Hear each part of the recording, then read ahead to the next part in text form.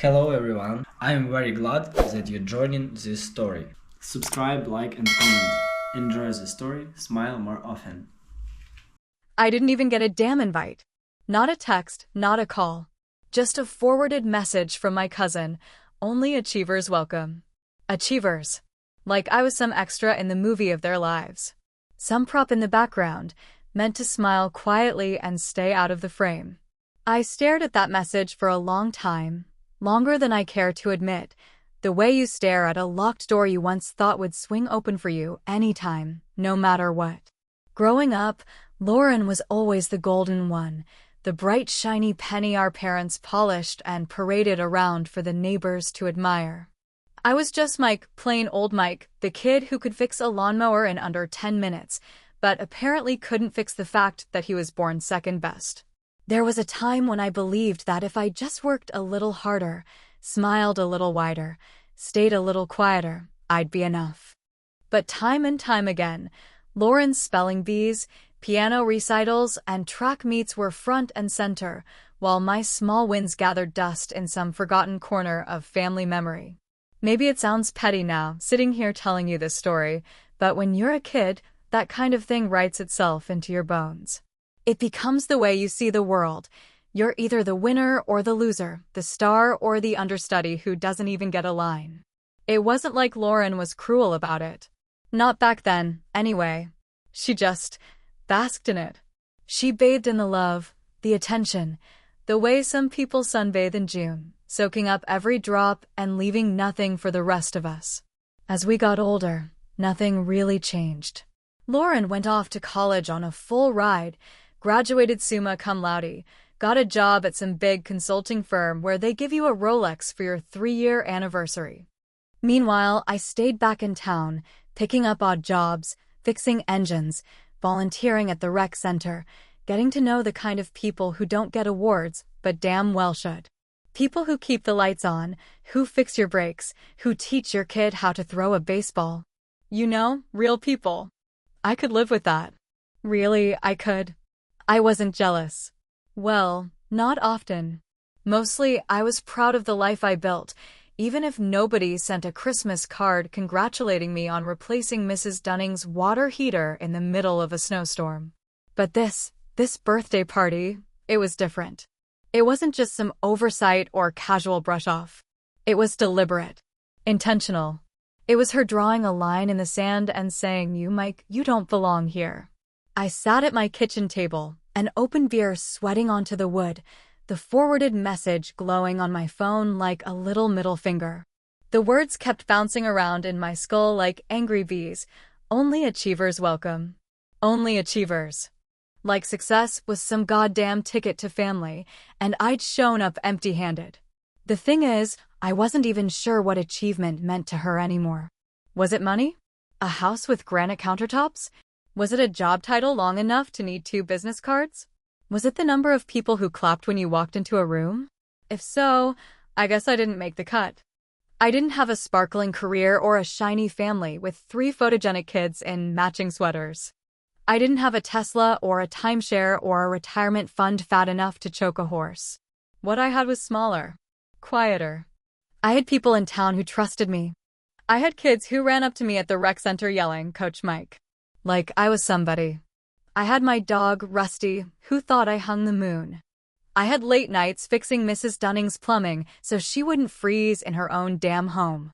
I had a life that wasn't flashy but was real as hell. Still, that night, staring at that message, it didn't feel like enough. It felt like nothing. I thought about texting her. I thought about firing off some sarcastic line like, "Guess I'll just keep sitting here achieving mediocrity," or "Thanks for the invite, guess my Nobel Prize got lost in the mail." But what would that change? Would she even read it? Would she even care? Or would it just roll off her back like every other time I tried to make her see me? So I didn't text. I didn't call. I just sat there, letting the anger fester under my skin like a bad rash. Letting it curl into that old, familiar ball of sadness that always seemed to take root whenever Lauren was involved. Have you ever felt left out by your own family, like you weren't enough no matter what you did? Let me know in the comments. You're not alone. I went to bed early that night, if you can even call it bed. More like lying on top of the covers in my jeans, staring at the ceiling fan spin around like it had somewhere better to be. I could picture them all laughing, clinking glasses, taking selfies with their perfect smiles and perfect teeth and perfect goddamn lives. I could see Lauren blowing out candles on some enormous cake, the kind you order weeks in advance from a boutique bakery, while I sat here like a forgotten stocking stuffer. And the worst part? The absolute worst part? I still loved her. I still wanted her to want me there. Even after everything, some stupid little kid inside me still hoped for the invite that never came. I told myself I didn't care. I told myself it didn't matter. But you can only lie to yourself for so long before the truth seeps in through the cracks, before you realize that no matter how thick your skin gets, some wounds never really heal. They just scab over and wait for somebody to rip them open again. Around midnight, Rusty crawled up onto the bed next to me, his warm weight grounding me in a way no human ever really had. I buried my hand in his scruffy fur and whispered into the dark, "Guess it's just you and me, buddy." Rusty wagged his tail once, slow and steady, like he understood everything I wasn't saying. That was the thing about dogs, they didn't give a damn about your resume. They didn't care if you had a 5-bedroom house or a trailer on the edge of town. They didn't measure your worth in trophies or titles. They just loved you. Simple as that. I wished people were more like dogs. I closed my eyes and tried to shut out the image of Lauren's party, tried to drown out the laughter and music I could hear in my head. But somewhere deep down, some stubborn part of me made a promise to myself. A small, sharp promise that said, one day, they're gonna see. One day, you'll matter. And when that day comes, you're not gonna need their invitation. I didn't know then how close that day really was. I didn't know that in less than 24 hours, everything would flip upside down. That by morning, the same people who wrote me off would be clawing to get me back. But for now, all I had was an empty room, a warm dog, and the cold, bitter taste of being forgotten. And sometimes, that's enough to start a fire you didn't even know you were capable of lighting. The thing about nights like that, the kind that start with a hollow thud in your chest and end with you staring at the ceiling until your eyes ache, is that they are not loud. They are quiet in the worst kind of way, the kind of quiet that scrapes at your ribs and whispers every damn thing you do not want to hear. I sat there for what must have been hours, the bottle of cheap beer in my hand growing warmer by the minute, the condensation bleeding into my skin like a second, stickier sadness. If I called her, what would I even say? Hey, congrats on cutting out your deadbeat brother? Yeah, no thanks. I could already picture her voice, tight and bright, that tone she used when she was pretending not to be embarrassed by me. Mike, don't make this about you, she would say, just like when I flunked out of college and came home with my tail between my legs. As if it was always about me being too sensitive, too messy, too damn much.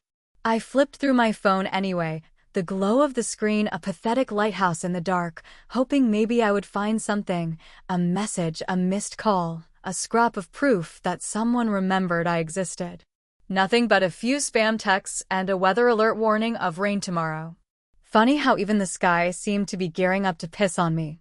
I put the phone face down on the table and leaned back in my chair, staring out the window into the dark street beyond. The porch light buzzed softly, throwing a pool of pale light onto the cracked driveway where my beat-up Ford sat sagging under its own weight. The world outside looked just as tired and used up as I felt. The memories came in waves, like they always did when I was stupid enough to sit still long enough for them to catch up. I thought about the time I made the varsity football team junior year not because I was fast or strong, but because I worked my ass off and never missed a practice, and how Mom and Dad barely made it to one game.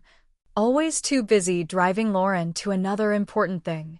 I thought about my high school graduation where I stood outside the gym in a crumpled gown while Lauren basked in the glow of her scholarship offers and accolades, the valedictorian speech that made even the principal tear up. I thought about Christmas mornings where my gifts were practical, socks, a new jacket for work, while Lauren unwrapped expensive jewelry and plane tickets and laptop computers. It's because you're so responsible, Mom would say with a smile, handing me a goddamn box of screwdrivers like it was a gold medal. Anger sat heavy in my stomach, sour and sharp, but it was tangled up with something worse, sadness so thick it choked me. Sadness for the kid I used to be, the one who believed that love was something you earned if you just tried hard enough.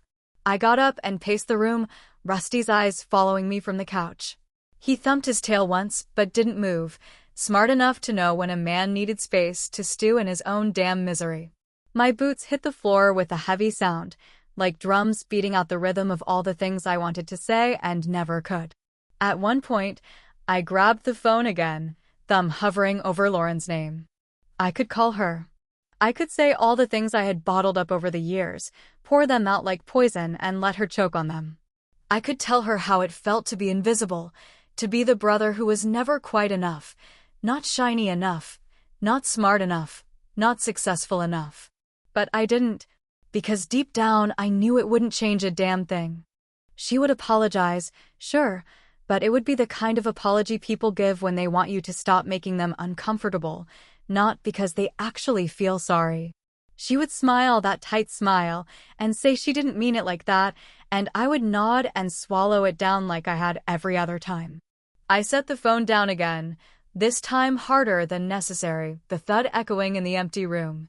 Somewhere around 2 a.m, I found myself standing out on the porch, barefoot on the cold concrete, staring up at the sky. Clouds were rolling in, heavy and low, and the air smelled like rain. I took a deep breath, the chill scraping my lungs raw, and thought about all the roads I could have taken but didn't. Thought about all the choices that led me here, to this broken porch and this broken night. Maybe, I thought, some people are just born on the outside looking in. No matter how much you hustle, no matter how good your heart is, you're always going to be the one pressing your nose against the glass while everyone else laughs and dances inside. Or maybe I had let it happen. Maybe somewhere along the way, I stopped fighting for my place at the table and just accepted whatever scraps they tossed my way. I hated thinking like that. It made me feel weak. Like maybe this loneliness was my own damn fault. I leaned against the porch railing and closed my eyes, listening to the night breathe. Somewhere far off, a siren wailed. A dog barked back. Life went on, indifferent to my pity party.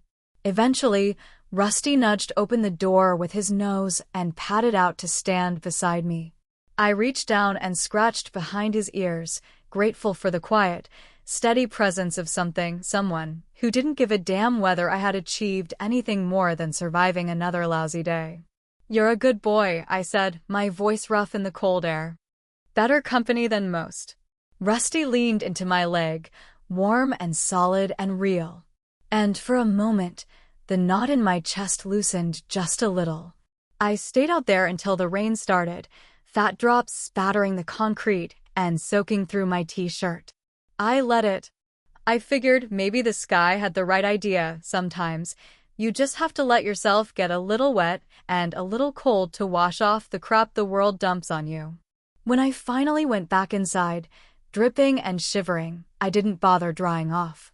I just flopped onto the couch, Rusty curling up against my side, and closed my eyes. Tomorrow, I thought, would be another day to wake up and try again. Another day to figure out if I was going to keep chasing a seat at a table that had already made it clear I was not welcome. I didn't know yet that tomorrow would not be just another day.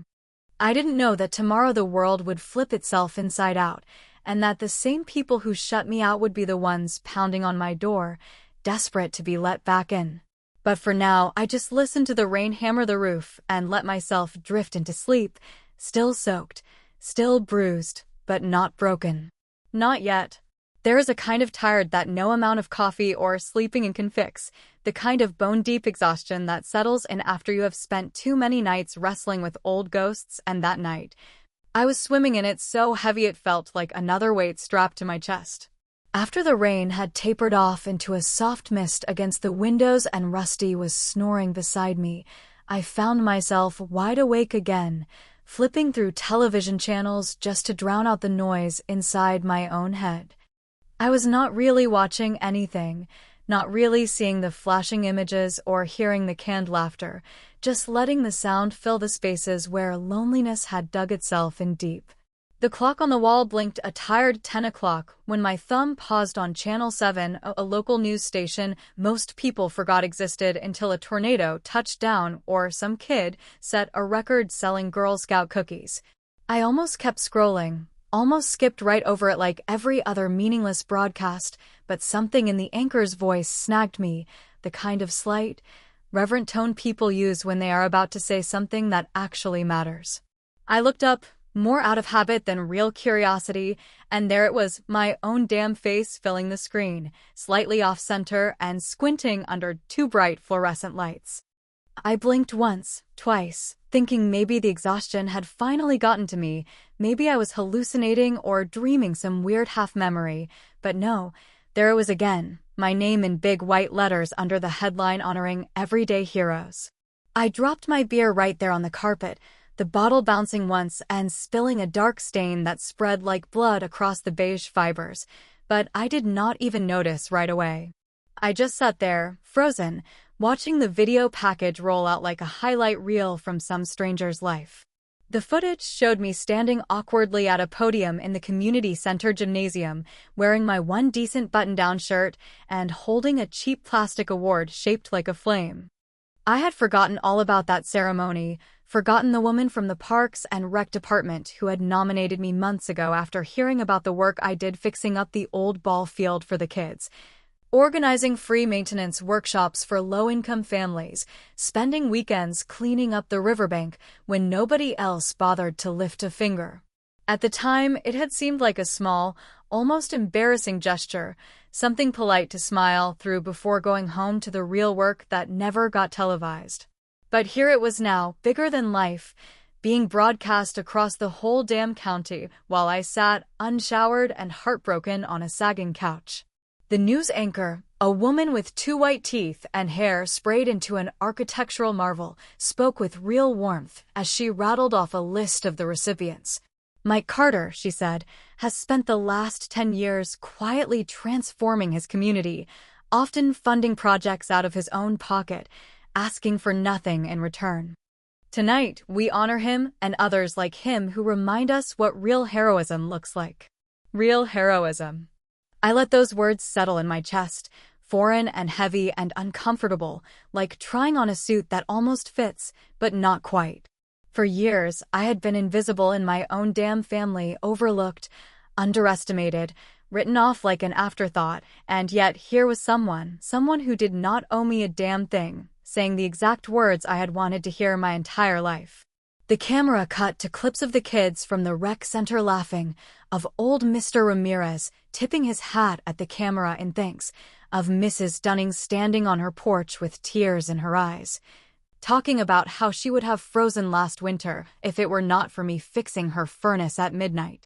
They rolled one clip after another, a patchwork of small kindnesses that I had long since filed away under just doing the right thing, and for the first time, I saw them the way someone else might, not as failures to climb some imagined social ladder, but as bricks laid down one by one to build something solid, something real.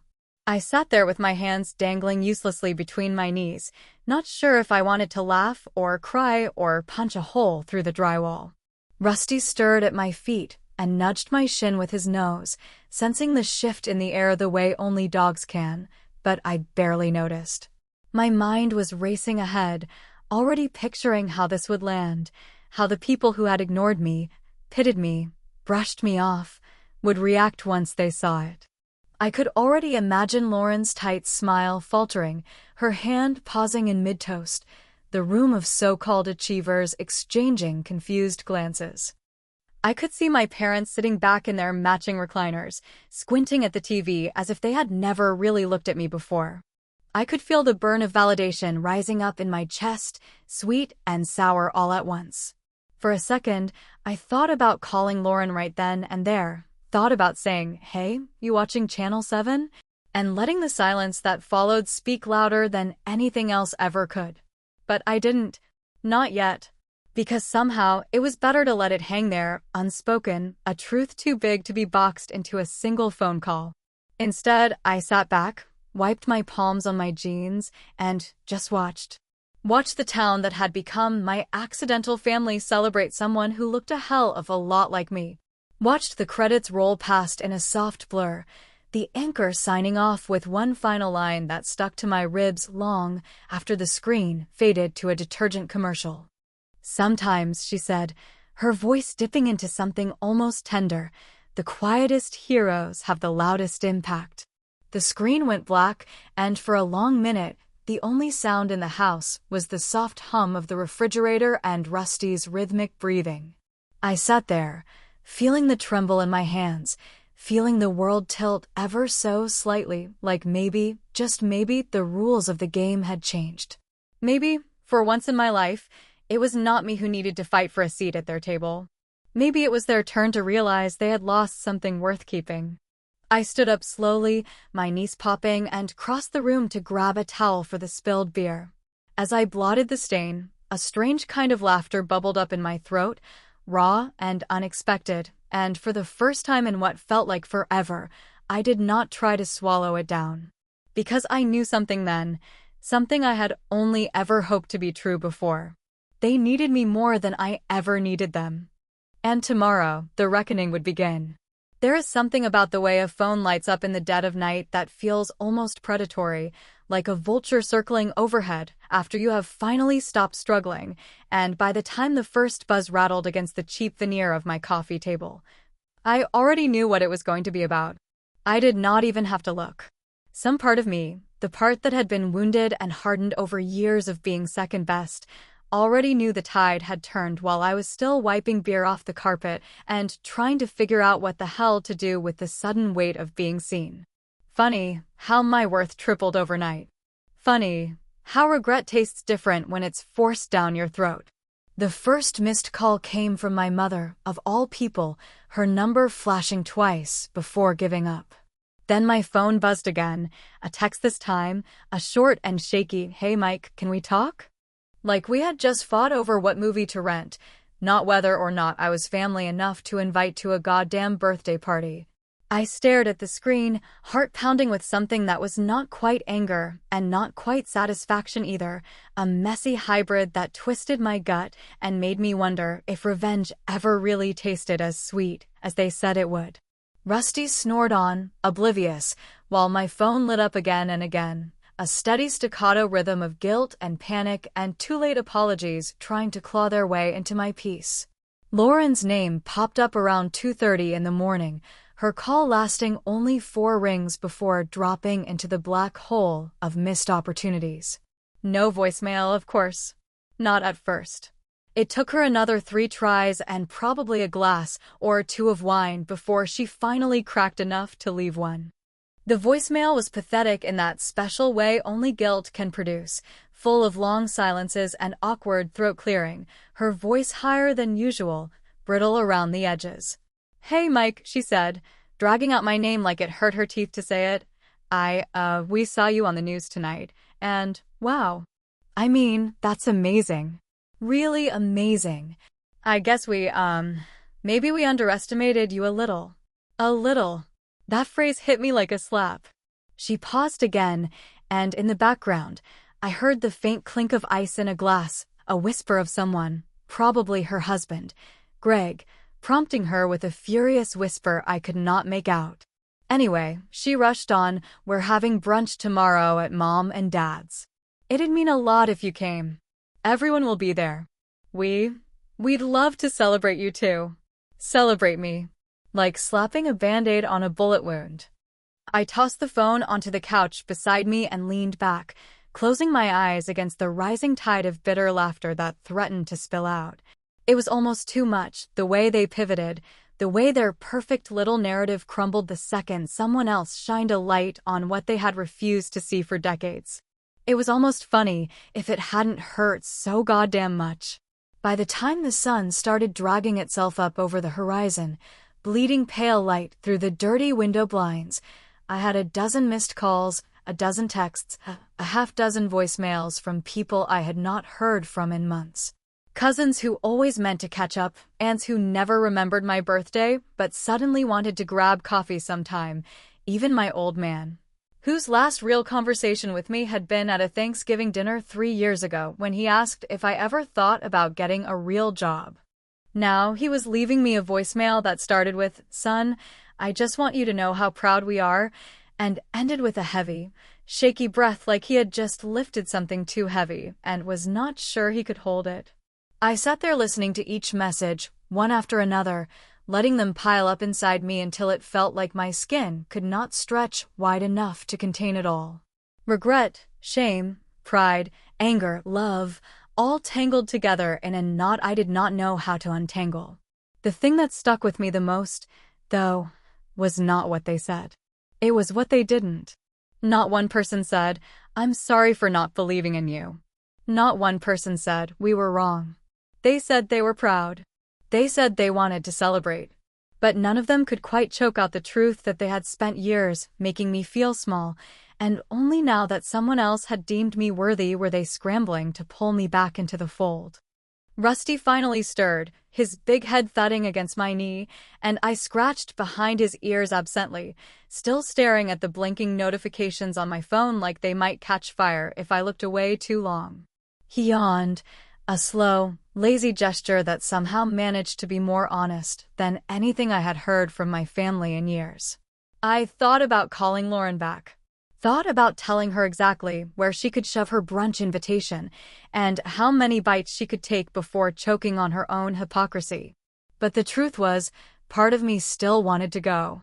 Still wanted to see their faces when they had to look me in the eye and acknowledge everything they had missed, everything they had thrown away without a second thought. Maybe that made me weak. Maybe it made me just as desperate for their approval as I had been when I was 8 years old, showing off a B- science project while Lauren collected blue ribbons and scholarship offers. Or maybe it just made me human.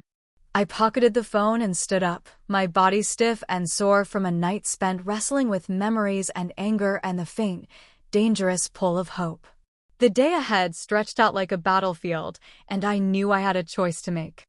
I could go, smile, accept their applause and their too-late praise, let them pat me on the back, and pretend the years in between had never happened. Or I could stay right where I was, in the life I had built without them, surrounded by the people and places that had never needed a news segment to see my worth.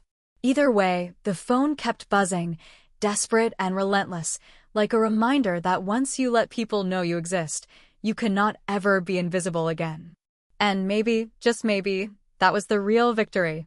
The thing about second chances is nobody ever tells you they come wrapped up in bitterness and confusion and a creeping sense of why the hell now, and by the time the sun had climbed fully into the sky, bright and indifferent to my inner turmoil, I was no closer to figuring out what the hell I was going to do.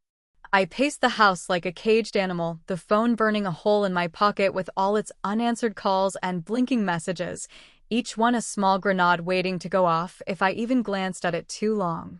Rusty followed me from room to room, his nails clicking on the hardwood like a slow, steady metronome, his tail wagging in half-hearted little swings like he could sense the unease radiating off me. Somewhere between the third and fourth lap through the living room, my stomach growled loud enough to rattle the windows, and I figured maybe some greasy breakfast and strong coffee would do more for my brain than another 2 hours of angry pacing. I ended up at Joe's Diner, a crummy little hole in the wall that still smelled like cigarette smoke even though nobody had lit up in there since the early 2000s, and slid into a cracked vinyl booth by the window. Before I could even order, a mug of burnt coffee slammed down in front of me, black as sin and twice as bitter, and I looked up to see Danny Griggs grinning at me like he had been expecting me all morning. Danny had been my best friend since we were stupid teenagers trying to survive high school, a scrappy, wiry kid with a grin too wide for his face, and the kind of loyalty you could not buy or fake or beg for. He had been the guy who swung first when somebody shoved me into a locker, who slipped me his lunch money when he knew I would not ask for it, who showed up at my mother's funeral in a suit 2 sizes too big because it was the only one he owned. We had not talked as much lately, busy with work and life and all the ways adulthood finds to separate people who once thought they were inseparable, but some bonds do not rust out no matter how much you neglect them. He dropped into the seat across from me without asking, shoved a chipped sugar dispenser toward me like he was offering an olive branch, and said, "So, you gonna sit there brooding all day? Or you gonna tell me why you look like you just found out Santa Claus ran over your dog?" I laughed, short and sharp, and told him everything about Lauren, about the birthday, about the award, about the sudden flood of phone calls and texts like some dam broke and everyone was scrambling to grab a piece of what they had ignored for so long. Danny listened without interrupting, his coffee cooling untouched in front of him, the only sign he was even breathing the occasional muscle ticking in his jaw when I got to the part about Lauren's voicemail and the brunch invitation. When I finally ran out of words and slumped back against the booth like I had just survived a street fight, he leaned forward, resting his forearms on the sticky tabletop, and said, real quiet, "Loyalty doesn't come with a damn RSVP. It's either in your blood or it's not." I looked down at my hands, rough and calloused from years of fixing other people's broken shit, and thought about what it meant. What it had always meant to have people in your life who stood by you not because you were on TV or winning awards, but because you were you. Messy and imperfect and sometimes a goddamn disaster. It made me think of another time, back in high school, when I had made the varsity team by sheer grit alone and some of the golden boys, the ones with last names that meant something in our town, decided they didn't like a nobody getting any kind of spotlight. I had come out to the parking lot one afternoon to find my truck keyed, so bad it looked like a bear had gotten at it, all 4 tires slashed, the words loser and trash scrawled across the hood in permanent marker. I had stood there, heart hammering against my ribs like it wanted out, not knowing what the hell to do, when Danny had shown up, taken one look, and without a word, walked back into the school, grabbed a crowbar from the janitor's closet, and marched straight to the ringleader's brand new Mustang. He never actually did any damage, not that day, the principal caught him just in time, but the message was clear enough that nobody ever touched my truck again. That was Danny. No fanfare, no applause, just action. Just loyalty. And sitting there now, staring at him across a sticky diner table while the fry cook shouted orders over the sizzle of grease, I realized I had been measuring the wrong people with the wrong damn yardstick for too long. I had been chasing the approval of people who would only ever love me if it made them look good, if it fit the story they wanted to tell about themselves. "You thinking about going?" Danny asked after a long minute, his voice low enough not to carry to the other booths. I shrugged, a slow, heavy motion that felt like dragging a boulder up a hill. "I don't know, man. Part of me wants to walk in there, chest out, and let them choke on it. Part of me wants to stay the hell away and let M stew in it." Danny smiled, not his usual lopsided grin, but something sharper, something sadder. "Either way, you win. Just depends on what kind of victory you want." We sat there in silence for a while, nursing our coffees and letting the weight of the morning settle in.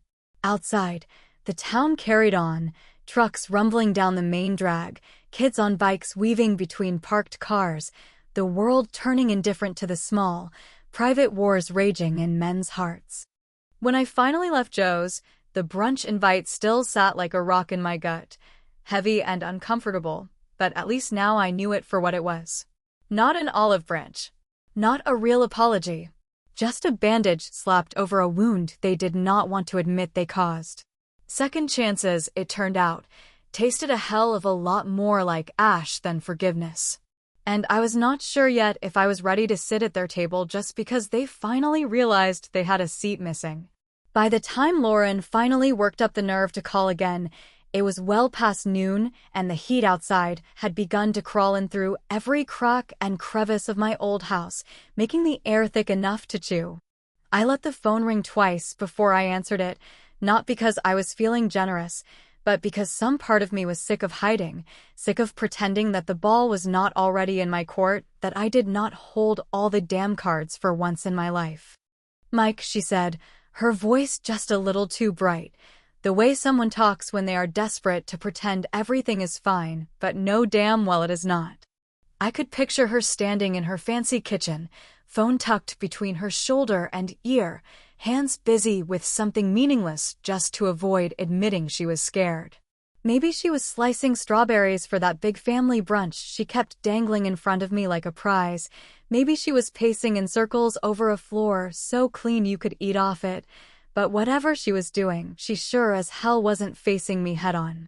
There was a beat of silence after she said my name, like she was waiting for me to jump in and save her, to make this easier somehow, but I just let it hang there, heavy and awkward, until she coughed and barreled forward.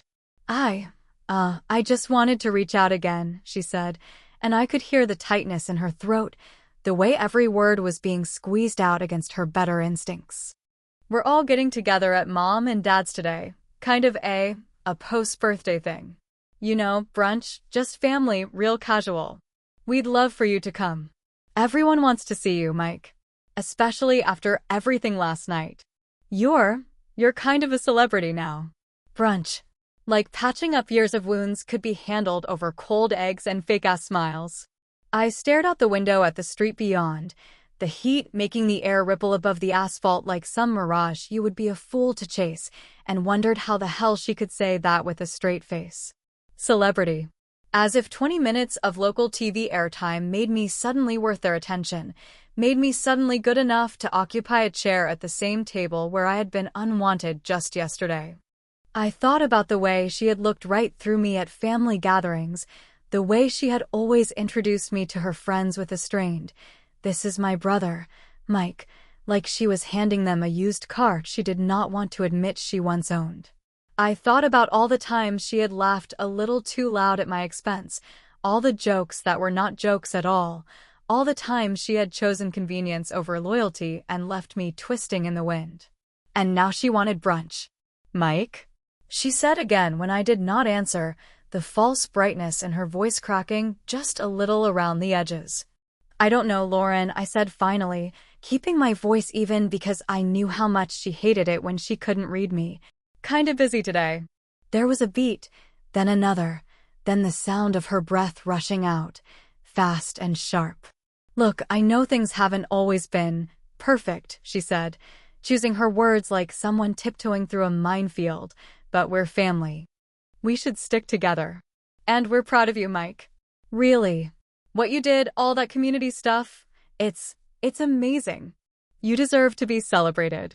I almost laughed right then, a short, bitter bark of a laugh that would have cut the line in half, but I held it in because I wanted to hear what else she would say when pushed.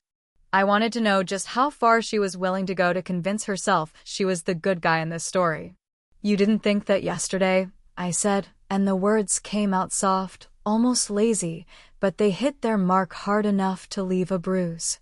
I could hear it in the way she sucked in a sharp breath, could almost see the flinch I knew she tried to hide when the world didn't go according to her carefully laid plans.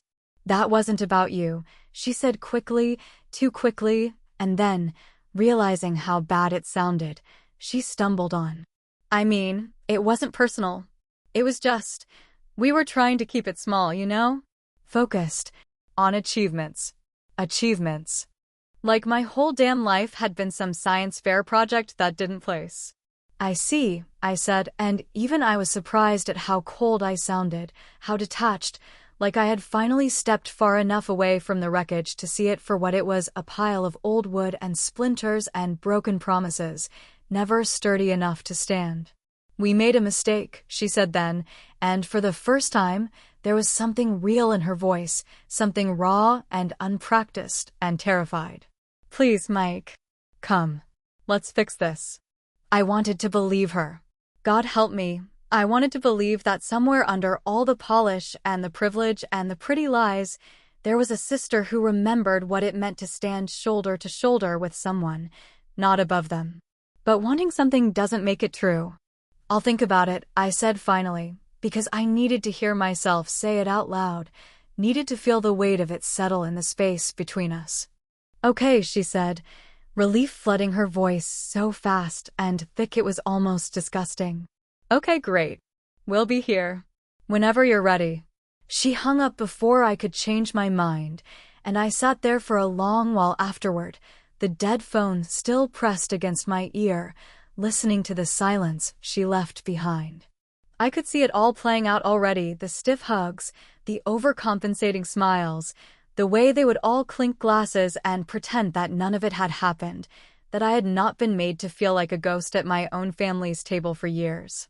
I could see the way they would snap pictures for social media, captions dripping with words like family and pride and love, all of it as fake as the syrup they poured over their gluten-free pancakes.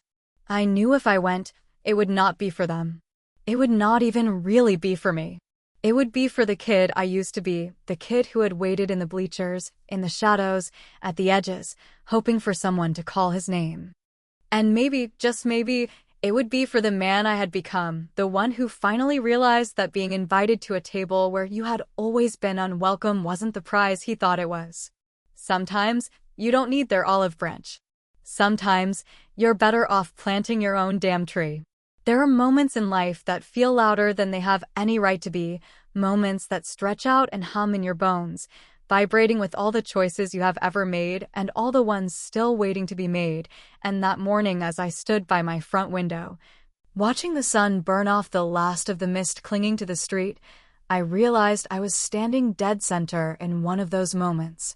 The phone sat silent on the counter now, no longer buzzing with apologies or invitations, as if even it was holding its breath to see what I would do next.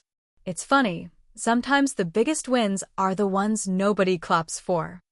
I poured myself a cup of coffee that had gone cold and bitter in the pot, the kind of coffee you drink when you do not really care about the taste, just the ritual, and stared down at the clothes I had laid out across the back of the couch, a clean pair of jeans, a decent button-up shirt, boots that had been scuffed but polished anyway, like some part of me still believed in showing up ready to face whatever battlefield lay ahead. It would have been easy, so easy, to slip into that armor, to drive across town and walk into my parents' house like nothing had happened, to let them bask in the glow of my sudden success, and pretend the years of silence and small cruelties were just something we could laugh about over dry, scrambled eggs and watery mimosas. It would have been easy to smile for the photos, to let them have their redemption arc without ever asking for real accountability, to be gracious and forgiving because that's what people expect from the ones they have wronged, silent acceptance disguised as grace. But the truth was, easy never did a damn thing for me but make it harder to look in the mirror afterward. I thought about it, God, how I thought about it, standing there with the weight of old memories pressing down on me like a hand around my throat. I thought about Lauren's voice on the phone, so brittle and desperate under all that practiced politeness. I thought about my mother's voicemail, trembling at the edges with fear that I might say no, might refuse the role they had finally decided to offer me now that it suited them. I thought about the boy I had been, the boy who waited on front porches, on sidelines, in empty kitchens for people who never showed up, for words that never came. And then I thought about the man I was now, not rich, not famous, but solid in ways they would never understand, solid in the ways that actually mattered. It would have been easy, but it would have cost too much. I put down the coffee, my hands steady now, the decision settling over me with the kind of certainty you don't argue with. I would not go. I would not walk into that house and pretend that their sudden attention erased the years of being overlooked and forgotten. I would not sit at a table that only made room for me after someone else pointed out how empty it had become without me. I would not give them that clean ending, that story they could tell themselves to sleep better at night. Instead, I grabbed my keys, scratched Rusty behind the ears until his tail thudded against the floor in that slow, content rhythm that always made me feel like maybe I was worth something after all, and headed out the door. I did not know exactly where I was going, only that it was not there, not to that house and those forced smiles and that hollow celebration of a man they had refused to see until now. Maybe I would drive out past the edge of town, where the highway cracked open wide and the sky leaned down low enough to touch. Maybe I would find some nowhere diner and eat breakfast with strangers who did not expect me to perform for their forgiveness. Maybe I would just keep driving until the road ran out and the only thing left was the sound of my own breathing, steady and sure. It was not an act of rebellion, not really. It was something quieter, something harder, an act of self-respect, the kind that does not come with applause or congratulations or even understanding from the people you leave behind. Some victories are loud, parades and speeches and champagne corks popping against the night sky. But others are so quiet you almost miss them. Victories like walking away from a table you were never really welcome at. Victories like choosing yourself when every instinct screams at you to chase their approval one more time. I drove with the windows down, the hot wind slapping at my face, the world outside blurring into a smear of green and brown and blue. For the first time in what felt like years, I was not thinking about how they would react, how they would spin this into another story where they were the heroes, where my absence became just another misunderstanding to be laughed off at future brunches. I was thinking about me, about the long road ahead, about the kind of life I wanted to build, the kind of family I wanted someday, maybe not the one I had been born into, but the one I would choose for myself. I knew the texts would keep coming. I knew the voicemails would pile up. I knew there would be anger and confusion and maybe even more guilt when they realized I was not coming through that door, not playing the part they had finally carved out for me. And maybe a part of me would always ache for what could have been, for the family that only existed in dreams and Christmas movies and the backs of dusty photo albums. But aching is not the same as regret. And as I drove further and further from that house and the people inside it, I realized that sometimes the hardest choice is the one that saves you. No speeches, no applause, no witnesses, just the open road, the quiet hum of the engine, and the steady, stubborn beat of my own heart, refusing, finally, completely, to beg for a place that should have been mine all along. The road stretched out in front of me like some endless gray ribbon, unraveling over hills and through small forgotten towns where nobody cared about last names or birthday invitations or who made it onto the evening news. And as the miles ticked away beneath my tires, I felt something inside me loosen, something that had been clenched tight for so long I almost did not recognize the space it left behind. The morning sun was already high, burning a lazy path across the sky, and the farther I drove, the more the noise of my family's voices, the calls, the messages, the empty invitations faded into something smaller and more manageable, like a radio station slipping out of range. My phone buzzed once in the cup holder, rattling against my keys, but I did not even glance at it anymore. I knew what it would say before the screen even lit up.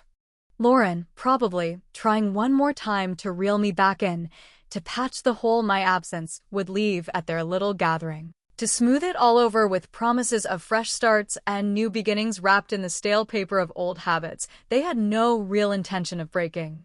Maybe my mother, trying to appeal to guilt and duty, two things she had always known how to wield like weapons. Maybe even Greg, Lauren's husband, the man who had barely spoken 3 words to me at any family function, but would now, no doubt, be keen on playing the role of peacemaker. I left it there, buzzing itself into silence, just one more desperate hand reaching out from the wreckage of a story they thought they were still in charge of writing.